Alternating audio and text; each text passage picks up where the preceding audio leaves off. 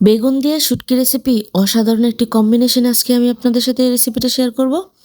একদম নানি দাদিদের আমলে যে রান্নাটা হতো অথেন্টিক পদ্ধতিতে এবং কোনো প্রকার তেল ছাড়াই, এরকম লোভনীয় এবং মজাদার একটি রান্না আপনাদের সাথে আজকে শেয়ার করব। আর এই রান্নাটা যারা একদম ট্রাই করবেন ফার্স্টে, মানে ট্রাস্ট মি, এই রান্নাটা একবার খেলে বারবার খেতে ইচ্ছে করবে। তাহলে চলুন দেরি না করে রেসিপিটা শেয়ার করি আপনাদের সাথে। তো এখানে একদম আমি দেশি একদম সতেজ কিছু পরিমাণ বেগুন কেটে নিয়েছি, দেখতেই পারছেন। নিয়েছি রসুন বাটা, তারপর পেঁয়াজ বাটা, এখানে হচ্ছে কাঁচা লঙ্কা। তো এখানে মূলত একদম লাইট ওয়েট মশলা দিয়ে বেগুনটা রান্না করব। আর দিব সিমের বিচি। সিমের বিচিটা আমি টেলে এখানে চুড়ে দেন এখানে খোসাগুলো ফেলে আমি এখানে ভিজিয়ে রেখেছিলাম। তো এখানে আমি নিয়েছিলাম শুটকি, ছুরি শুটকি। আমি আবারও আপনাদেরকে ইনগ্রেডিয়েন্টসগুলো দেখিয়ে দিচ্ছি। এখানে নিয়েছি শুকনো সিমের বিচি, আপনারা চাইলে এখানে কাঁচা সিমের বিচি ইউজ করতে পারবেন। তো এখানে আমি ফার্স্টে সিমের বিচিগুলো আগে সিদ্ধ দিয়ে দিব। দিয়ে দিলাম চুলায় কিছু পরিমাণ পানি একটা কড়াইয়ে, আর দিয়ে দিব এখন সিমের বিচিগুলি। দিয়ে দিব স্বাদ মতন লবণ, আপনারাও স্বাদ মতো লবণ দিয়ে নেবেন। তো এই পর্যায়ে আমি ঢাকনা দিয়ে ঢেকে দিব। আর এখন একটি চুলায় বসিয়ে দিব প্যান, এখানে দিয়ে দিলাম শুটকিগুলি। এখানে আমি ছুরি শুটকিগুলি আগে টেলে নিব, তারপর পরে ধুয়ে নিব। আগে আমি ভালোভাবে একটু টেলে নিব।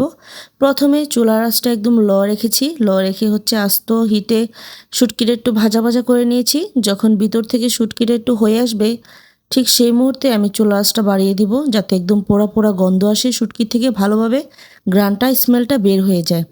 এখানে চাইলে আপনারা লোট্টা শুটকি ইউজ করতে পারবেন, আমি এখানে ছুরি শুটকি নিয়েছি। তবে ছুরি শুটকি দিয়ে বেশি টেস্ট লাগে খেতে। তো এখানে দিয়ে দিব এখন পেঁয়াজ বাটা এবং রসুন বাটা। আর এখানে কিন্তু আমি রসুনটা একদমই মিহি করে বাটিনি, একটু আস্তে আস্তে রেখেছি। পেঁয়াজটা আস্তে আস্তে রেখেছি। দিয়ে দিলাম কাঁচা লঙ্কা। তো সবগুলো মরিচ আমি দিয়ে দিব। এখন দিয়ে দিব কিছু পরিমাণ শুকনো হলুদের গুঁড়ো এবং মরিচের গুঁড়ো। এখন আমি পরিমাণ মতো দিয়ে দিব শুকনো মরিচের গুঁড়ো। আপনারাও চাইলে দিতে পারেন, না হলে স্কিপ করতে পারেন। তো এই পর্যায়ে দিয়ে দিব সামান্য পরিমাণ হলুদ। তো দিয়ে দেন একটু ঢাকনা দিয়ে আবার ঢেকে রান্না করব। আর এই রেসিপিটা যারা একবার খাবেন, ট্রাস্ট মি, এই রেসিপিটা বারবার খেতে চাইবেন। এতটাই মজাদার এবং পেট ভরে ভাত খেতে পারবেন। তো এখানে নিয়ে নিলাম কিছু পরিমাণ আলু। আলুটা আমি ওই সময় দেখাতে মিস্টেক হয়ে গিয়েছে, তো দেখিয়ে দিলাম। আলু আমি দেবো এখানে, আপনারা চাইলে বিভিন্ন ধরনের সবজি ইউজ করতে পারেন। তো দেখতেই পারছেন শুটকিটা একদম পোড়া পোড়া হয়ে আসছে, খুব সুন্দর গ্রান বের হচ্ছে পুরো ঘরে। এ পর্যায়ে আমি হচ্ছে শুটকিটা একটু ফুটিয়ে নিব। ফুটিয়ে নিলে শুটকি থেকে যত জীবাণু থাকে, ময়লা থাকে, ধুলাবালি সব কিছু চলে যাবে। একদম ক্লিন করে ধুয়ে নিয়েছি। এ পর্যায়ে আমি দেখলাম যে আমার সিমের বিচিটা প্রায় 70% মতো সিদ্ধ হয়ে গিয়েছে। যেই মুহূর্তে সিমের বিচিটা 70% মতো সিদ্ধ হয়ে যাবে, সেই মুহূর্তে আমি হচ্ছে দিয়ে দিব আমার সবজিগুলি। আপনারা চাইলে এখানে মটরশুঁটি ইউজ করতে পারেন, যেমন বোটের ডাল টেলে রান্নাটা করতে পারেন। ওইভাবেও বেশি টেস্ট লাগে, এভাবেও টেস্ট লাগে। তবে সিমের বিচিটা দিলে অনেকটাই মজাদার হয় এই রান্নাটা। তো এই পর্যায়ে আমি দিয়ে দিলাম আলু এবং বেগুন কেটে রাখা এবং ধুয়ে রাখা উপকরণগুলি। তো এখন দিয়ে একটু নেড়ে চেড়ে ভালোভাবে আবার ঢাকনা দিয়ে ঢেকে রান্না করব। আর আপনারা যারা আমার চ্যানেলে একদমই নতুন, প্লিজ রেসিপিটা যদি একটু ভালো লেগে থাকে অবশ্যই কিন্তু সাবস্ক্রাইব করতে ভুলবেন না। তো এ পর্যায়ে দেখলাম আমি আমার শুটকিটা একটু ভিজিয়ে রেখেছিলাম।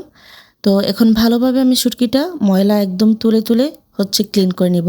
শুটকিটা যত ভালোভাবে ধুবেন ততই কিন্তু রেসিপিটা টেস্ট বাড়বে, কারণ শুটকির মধ্যে কিন্তু ময়লা থাকলে কিন্তু একটা আষ্টে গন্ধ আসে।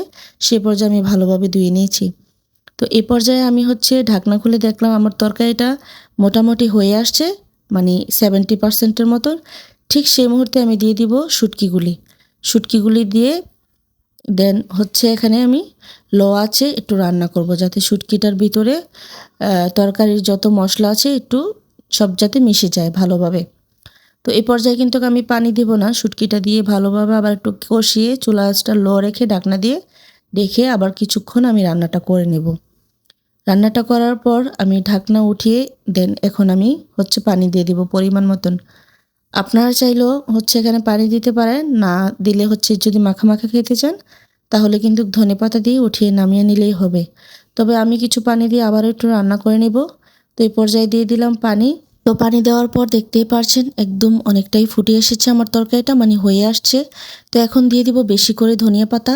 এই তরকারিটাতে কিন্তু বেশি করে ধনিয়া পাতা দিতে হয়, না হয় কিন্তু আপনি পারফেক্ট টেস্টটা কখনোই পাবেন না।